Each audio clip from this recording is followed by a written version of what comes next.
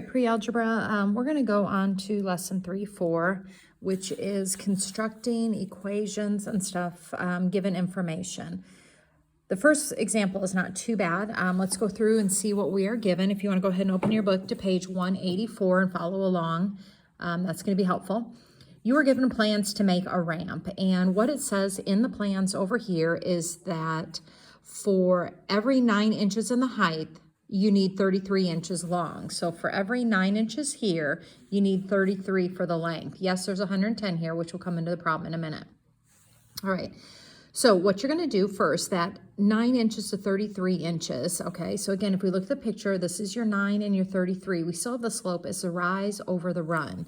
All right, so if you look down here, it says for every 9 inches in height, the base has got to be 33 inches long. And so what they've done is they've gone through and they've graphed that. Well, if you don't have a height, then you don't have a base. And then they said for the 9 inches, so the point would be 33 in length, you have to have 9 in height. For 66 in length, that's 18 in height. And they've just kind of multiplied these by 2, multiplied them by 3, and graphed it. And as you can see, it's a linear graph. And if you look, you know, we went up 9 and we went over 33, up 9 over 33, up 9 over 33. All right, so we know that the rate of change or the slope is 9 over 33, which simplifies down into 3 over 11. You divide them both by 3, and there's what you get. So then they're going to come over here and they're say, well, we're going to make an equation out of that. So the height, which is y, to find the height of the ramp, you take 3/11, which they found as the slope, times the base length. All right, so this is the equation that fits this ideal. All right, so what it is the height. In order to get the height of the ramp, you take 3/11 times whatever the base length is. So what they're going to do then is they're going to say, all right, well, if I look at my plans, my base length, which is the x, is 110. So they're going to replace the 110 in place of the x. They take 3 over 11 times 110, which gives you 30. That means the height of this ramp right here has to be 30 inches if you want a base length of 110. All right, so that's kind of what you're going to be doing here. So it's going to go down here to the try it. And what it says is how will things change if in the directions it shows that for every 3 inches in height, the triangle should have a base of 15. So instead of 9 and 33, we have 3 and 15. So the slope of the function is shown in the graph. So we're going to do this as, well, it's going to be 3 over 15, but that simplifies down to 1/5. So the equation of the function then would become y equals 3/5 x. All right, and if it says on here, if the base length is 110, what should the height of the ramp be? So they're going to do the exact same thing they did up in the problem. We are going to take our equation, which is y equals 3/5 x, and we're going to replace that 110 in here. So go ahead and if you need to, get your calculators out, and I want you to figure that. So you're going to take 3/5 times 110, all right, which gives you 66 inches. Okay, so that just means if you use this one, if this is going to be 110, then I need to make this 66 inches tall in order to keep that slope. All right, the next one's a little bit tricky. I'll go through what you're doing. What you're going to be doing is making an equation given 2 points. So you can read through here. The 2 points is right here. You have 5 toys cost this much and 10 toys cost this. So it's basically the ordered pair, 5, 17.50 and 10.30. All right, so what they did, all right, so let me just write that here actually. 5 toys was 17.50 and 10 toys was 30. All right, so what they did is they came over here and they found their slope. And if you remember, you take that, the y's over the x's, and you subtract them. So 30 minus 17.50 are your y's, 10 minus 5 are your x's, and they've done that over here, and they got 2.5. All right, which just means the constant rate of change is 2.5 per toy. All right, here's where it gets a little bit tricky. All right, so what we're going to be doing here is we're going to have, okay, so let me write y equals 2.5x plus b. All right, we got the 2.5 here. Then you're going to tell you, it says use the slope and one set of the X or Y values. So you're gonna come over here and you're gonna pick one of these. And I'm gonna pick this one because it doesn't have the decimal, but you can use either, it makes no difference. This is your X, this is your Y, and you're going to replace the number 10 in for the X, then you're gonna replace the number 30 in for the Y. So I'm gonna come back over here, and they've done it here too. All right, they put 30 in for the Y, and you're gonna place 10 here for the X, and this is a multiplication problem right here. So you're gonna take 2.5 times 10, which is 25, plus B. Now to get B alone, since you're adding the 25 to it, to undo that, you subtract 25 from both sides, and you get 5 equaling B. So your B is 5, just like they found. Now to finish your equation, you're gonna go back because now you have the B, you have the M from when you did your subtraction, and you finish it. So Y equals 2.5X plus B, which you found to be 5. And that's your finished answer. All right, so it just takes a lot of steps. It's not hard, but it does take a lot of steps.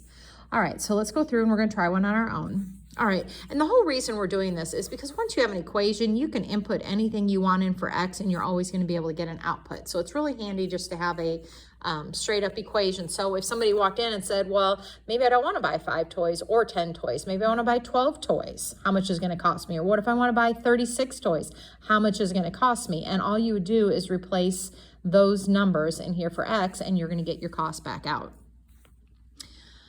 All right, so it says on here, Jim is tracking how much food he feeds his dog each week. After 2 weeks, he uses this much. After 5 weeks, he uses this much, and he wants to construct a function in the form of Y equals MX plus B for the amount of dog food he uses after each week. All right, so we have points here. So after 2 weeks, we used 8.5 cups. And after 5 weeks, we used 21.25, or you can leave them as fractions, it doesn't matter. All right, the first thing you're gonna do is to find your slope. So you're going to subtract those numbers right there. So grab your calculator if you need it. Take 21.25 minus 8.5, and you should get 12.75. Then you're gonna subtract these X's on the bottom. So take 5 minus 2, which is 3. So you're going to take 12.75 divided by 3, and you get the slope being 4.25. All right, which just really means he eats 4.25 cups of food per week. All right, so this is your M, your slope, your rate of change. All right, so it says up here, once you have your rate of change, step 2 was to use your slope in one set of your ordered pairs. So I had my 2 sets here. Both of them have decimals in them and stuff, so I'm just going to use the one that's smaller. I'm going to use this. Remember, this is your X, this is your Y. So I'm going to come over here, and not a lot of space. So I'm going to first write my M, which we found to be 4.25 X plus B. Now I'm going to go over here, grab my point. 8.5 goes in here to the Y spot. So 8.5 goes into the Y. Then I'm going to take 4.25 times the X. Well, my X is 2. So I'm taking 4.25 times 2, which is 8.5 plus B. Well, if I have plus B, this is being added to the B, so I subtract that over. That cancels and that cancels, so I get 0 to equal B. That just means my initial value is none. So I didn't feed him use any food after 0 amount of weeks. So I have my M, I have my B, and I finish and I just write Y equals 4.25 X, and you can write plus 0 if you want because your B was a 0, or you can just leave it like that. All right. Down here, the graph shows the relationship of the height of the candle burning over time. What is the function that represents the relationship? Okay, again, remember this is your initial starting point, your initial value. So if I look at my graph, aren't we starting up here at 10 inches? The candle had a height of 10 inches. Then you're going to find your slope triangle, and they've chosen these 2 points. So you went down 1, which is a negative, and right 1, which is your positive. So -1 over 1, which just basically means that the height is going down at a constant rate of 1 inch per hour. So tying that all together, here's your -1 because your slope was down 1, right 1, and you started at a 10, so there's your equation. So a graph is a lot easier than given 2 points. All right, so what we're gonna do here at the try it, once you go ahead and stop it, you're just gonna be using this graph to make an equation. And remember, your equation should be in the form y equals mx plus b. All right, so try it on your own and then check it with my answer.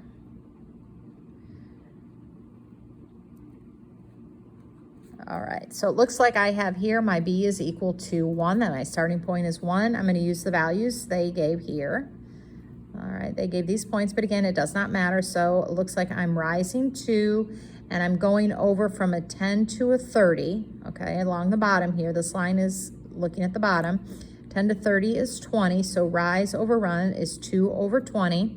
Well, 2 over 20 simplifies to 1 over 10, so that is my rate of change, or my slope. So I have my m and my b, so I'm going to say y equals 1/10 x plus 1. And that is the equation that matches the graph. All right, your homework is on the Google Classroom. I will be on the Meets link every period. If you ever have any questions, you can just log into that, ask your question, and get back off again. So good luck.